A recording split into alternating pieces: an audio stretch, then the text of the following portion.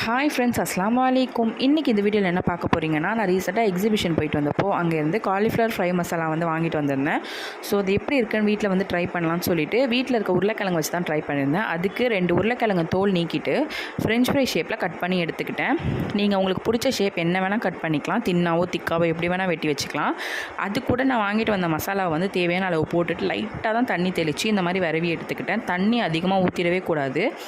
அதுக்கப்புறமா இதில் என்னென்னா சால்ட் அண்ட் காரம் எதுவுமே நம்ம எக்ஸ்ட்ரா ஆட் பண்ண வேணாம், அதிலே எல்லாமே இருக்கும்.